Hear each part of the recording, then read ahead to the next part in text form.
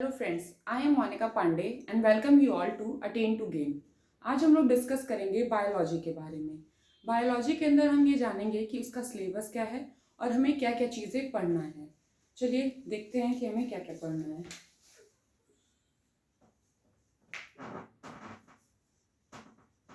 Biology biology यानी कि science, that is branch of science. Branch of science, science यानी कि दो इन्वायरमेंट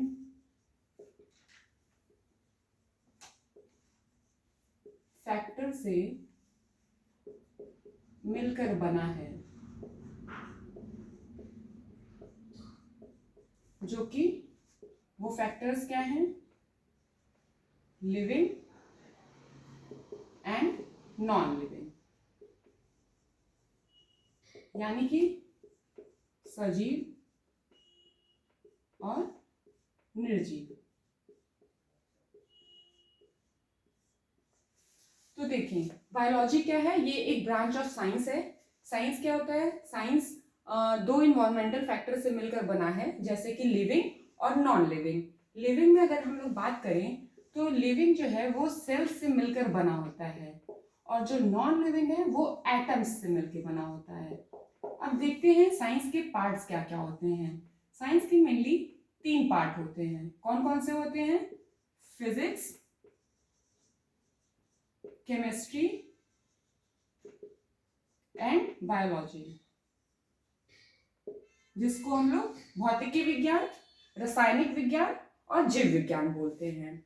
ये जो फिजिक्स और केमिस्ट्री है, ये दोनों जिन फैक्टर से मिल के बना होता है उसका नाम होता है atoms, that is non living.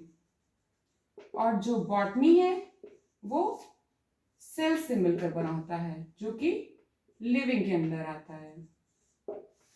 अब बात करते हैं कि बायोलॉजी है क्या। तो देखते हैं बायोलॉजी है क्या।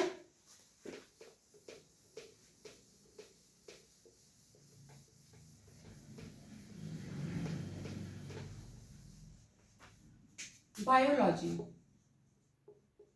अगर बात करें इस वर्ड की तो ये ग्रीक वर्ड है।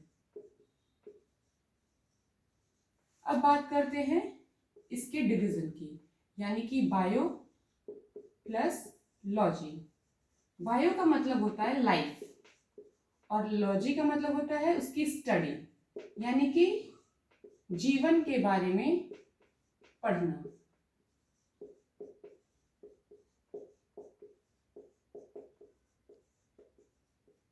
अब बात करते हैं कि बायोलॉजी जो है वो दो पार्ट में डिवाइडेड है, जैसे कि बॉटनी और जूलॉजी। बॉटनी को हिंदी में हम लोग कहते हैं वनस्पति विज्ञान और जूलॉजी को कहते हैं प्राणी विज्ञान। अब बात करें फादर ऑफ बायोलॉजी की, तो बायोलॉजी के फादर एरिस्टोटल को कहा जाता है। और बात करें फादर ऑफ बॉटनी,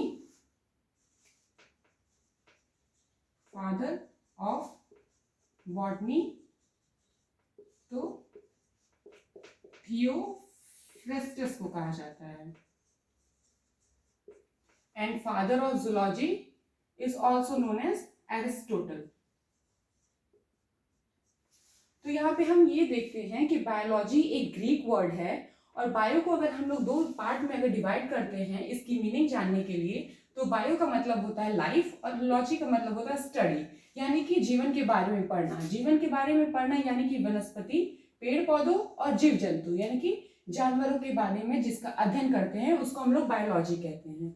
अगर बात करते हैं बायोलॉजी के फादर किसको कहा जाता है, तो एरिस्टोटल को कहा जाता है।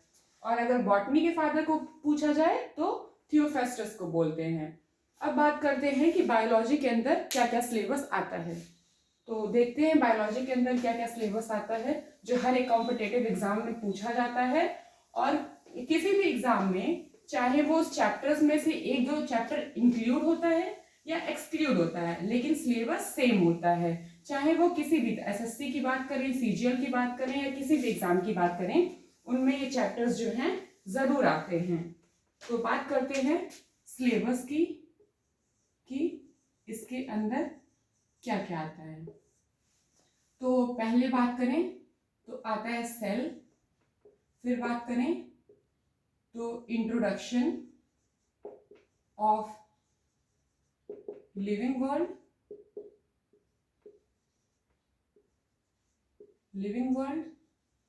एंड देन बात करें तो डाइजेशन, फिर रेस्पिरेशन, फिर एंड ब्रीदिंग, फिर बात करें तो स्केलेटल सिस्टम,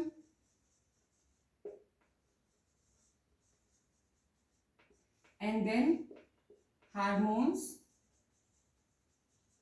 एंड ग्लैंड्स, फिर बात करें तो 7 नंबर पे प्लांट्स, प्लांट मॉर्फोलॉजी,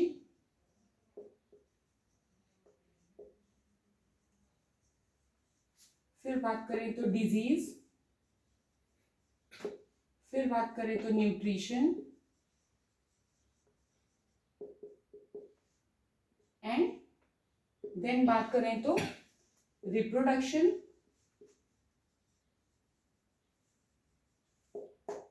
एक्सेट्रा। और भी जो एक आध चैप्टर्स होंगे इसमें, उन्हें भी इंक्लूड किया जाएगा। तो मेनली अगर देखा जाए किसी भी एग्जाम में, कॉम्पिटिटिव एग्जाम में, तो सेल जो कि बहुत ही ज़्यादा इंपॉर्टेंट चैप्टर है, और इंट्रोडक्शन ऑफ लिविंग वर्ल्ड जो कि इंक्लूडेड है सेल के अंदर।